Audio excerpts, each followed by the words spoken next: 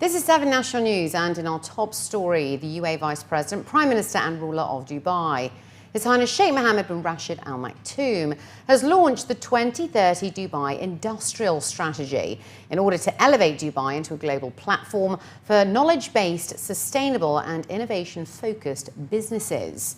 His Highness was quoted saying that the Dubai Industrial Strategy aims to leverage our advanced infrastructure and enabling environment to transform the UAE into a global platform for innovative industries and a destination of choice for international companies. The development of the Dubai Industrial Strategy was led by JAVZA and the Dubai Industrial Park in Dubai's wholesale city, with the support from the Executive Council as well as numerous industry experts from more than 25 government entities, along with the private sector. The Dubai Industrial Strategy is based on 5 key objectives that will serve as the foundation for Dubai's industrial future. The strategy aims to increase the total output and value addition of the manufacturing sector, enhance the depth of knowledge and innovation, make Dubai a preferred manufacturing platform for global businesses, promote environmentally friendly and energy-efficient manufacturing, and make Dubai a centre for the global Islamic products market. The Dubai Industrial Strategy has further identified 6 priority subsectors: aerospace, maritime, aluminium and fabricated metals, pharmaceuticals and medical equipment, food and beverages, and machinery and equipment. The strategy is projected to help generate an additional 160 billion dirhams by 2030. The 20th Dubai International Holy Quran Award announced the top 10 winners of its latest session on Saturday night. Saudi Arabia's Turki bin Mukrin bin Ahmed Abdul Munim won the first place, while the second spot was shared by Dagestan's Bilal Abdul Kalikov and the USA's Adin Shahzad Rehman. Meanwhile, Sheikh Mohammed Ali Sultan Al Ulama was presented with the Islamic Personality of the Year award in recognition of his tireless efforts in serving the Holy Quran and Muslims across the world through over 200 charity projects. He is also a prolific author with some 70 books to his credit. His Highness Sheikh Ahmed bin Mohammed bin Rashid Al Maktoum, the chairman of the Mohammed bin Rashid Al Maktoum Foundation, honoured the winning Quran reciters at a ceremony held at the Cultural and Scientific Association. The Dubai International Holy Quran Award was founded back in December 1998 by the UAE Vice President, Prime Minister and ruler of Dubai, His Highness Sheikh Mohammed bin Rashid Al Maktoum. The Road and Transport Authority has announced that the second half of the Shaikh Zayed Road flyover, which is a part of the Dubai Water Canal project, will open on Friday, July the 1st.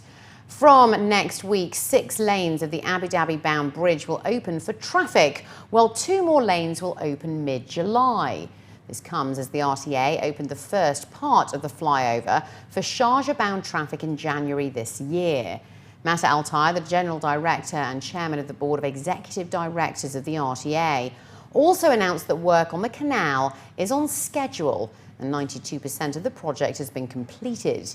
He added that by opening the southern bridge, the RTA has effectively completed all works listed under Phase 1 of the project, which has included the construction of an 800-metre-long flyover on the Shaikh Zayed Road, comprising of 8 lanes in each direction, and building a traffic diversion on the road to allow for construction.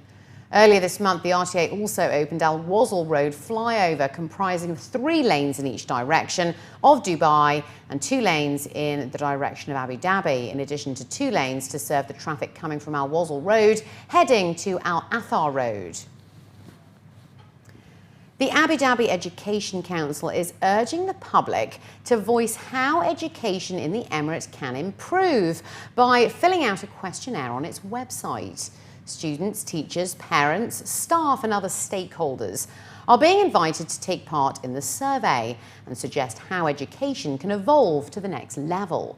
The questionnaire was put up today and will be on the ADEC website until Thursday.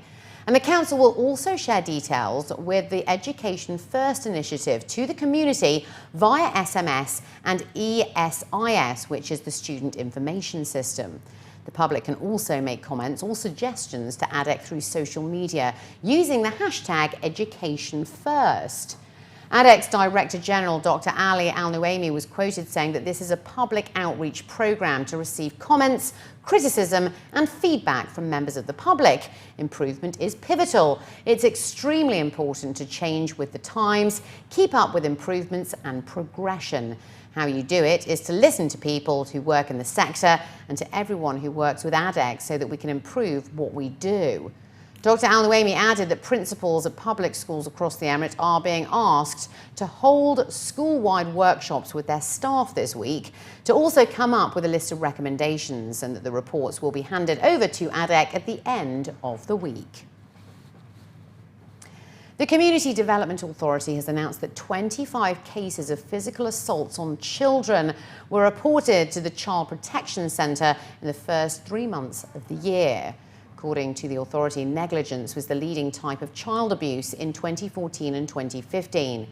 Some of the cases included children being left at home alone, prevented from attending school, and some cases of malnutrition found by doctors.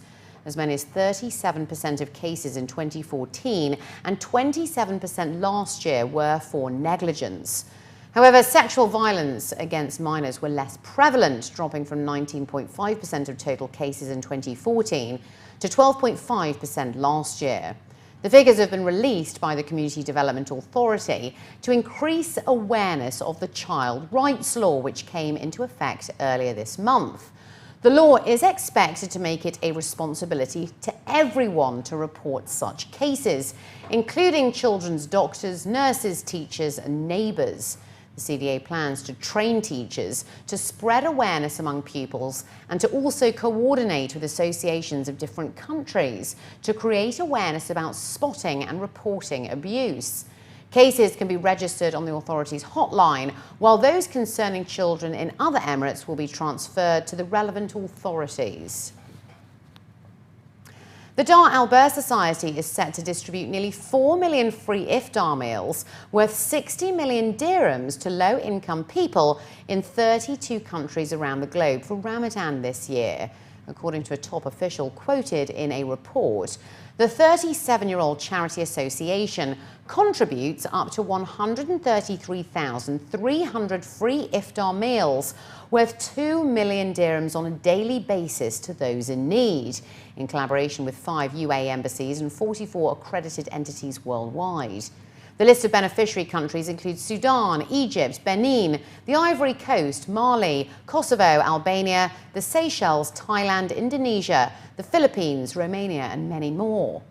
The report added that the Dar Al Ber Society has collected 339,200 dirhams for this special campaign, allocated to contribute to free Iftar meals in 34 mosques that are being built by Emiratis in 8 countries.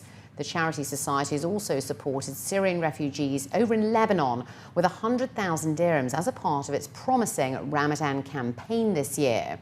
The seasonal campaign is meant to help those in need, promote and spread the spirit of fraternity, compassion and solidarity in society, and also live up to Islamic principles and national Emirati values. And finally, looking to other news now, the Department of Visual Communication at the American University in Dubai has devised a graphic design and printmaking course to keep in line with a number of Dubai initiatives, and particularly those of the upcoming Expo 2020. According to the university, the new special topics course, which was launched this summer, aims to link together 2 major international events, both occurring in 2020, the Dubai Expo and the Tokyo Olympics, from a visual perspective.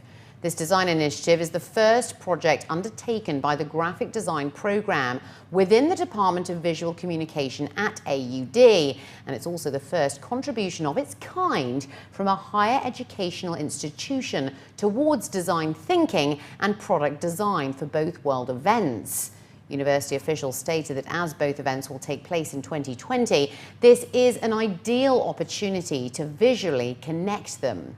Taking cue from the Expo 2020 motto, it is a way to connect minds between the UAE and Japan, while also creating a future that connects parts of Asia. At the end of the course, an exhibition took place which saw the students present their final projects, designing several 2D patterns that visually connect both events and apply them to two basic types of traditional dress: a Japanese yukata kimono and a scarf. AUD being if not the main university in Dubai, has to connect with the World Expo 2020. Are all familiar with the marketing campaign, the information that we can access online about a world event. And AUD, being an educational institution, has to begin to tap into that. And we saw here through this project the opportunity to hopefully get everyone else involved in the Expo 2020, as well as think about, although something more distant, the Tokyo Olympics. But they're both two world events that are happening at the same year. So it's taking care of design and innovation here, but it's also knowing that what you do here affects other parts of the world. The international cultural collaboration is, I think, the front door between the countries all over the world. So I think today's exhibition is a very big message for Japan and UAE. Because we host the Olympic Games and Paralympic Games in Tokyo 2020, and also the Dubai hosts the Expo 2020 in 2020. So I think we can collaborate each other toward to the 2020. 4 years before I come to Dubai first time, when I was arrived at the airport, I heard azan. I was moved my heart, Alhamdulillah. Then I heard in Azan word, Hayya Halal Falah. Then I come here, Dubai. I went to Dubai Mall first time. I watched the local lady. Then I saw black with very strong. Then I would like to make a buyer.